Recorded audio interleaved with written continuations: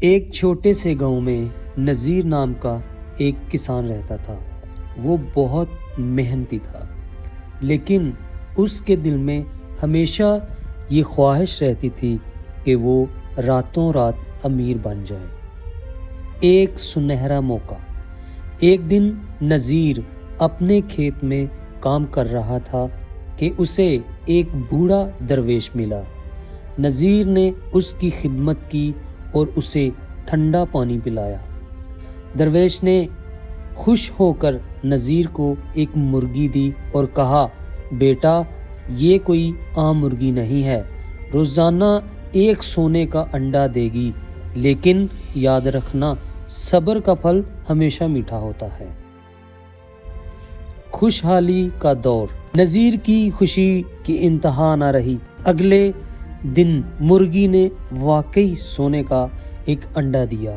نذیر نے اسے شہر جا کر بیچا اور ڈھیروں پیسے لے آیا۔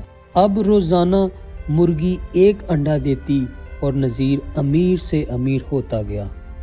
اس نے ایک بڑا گھر بنایا، اچھے کپڑے پہننے لگا اور آرام دہ زندگی گزارنے لگا۔ لالچ کا غلبہ۔ جیسے جیسے دولت بڑھی، نذیر کا لالچ بھی بڑھتا گیا۔ ایک رات اس نے سوچا، یہ مرغی روزانہ صرف ایک ہی انڈا کیوں دیتی ہے؟ اس کے پیٹ میں تو سینکڑوں انڈے ہوں گے۔ اگر میں اسے ذبح کر دوں تو مجھے سارے انڈے ایک ساتھ مل جائیں گے اور میں دنیا کا امیر ترین آدمی بن جاؤں گا۔ اس کے ضمیر نے اسے جھنجھوڑا کہ یہ غلط ہے، لیکن لالچ نے اس کی عقل پر پردہ ڈال دیا تھا۔ عبرت ناک انجام۔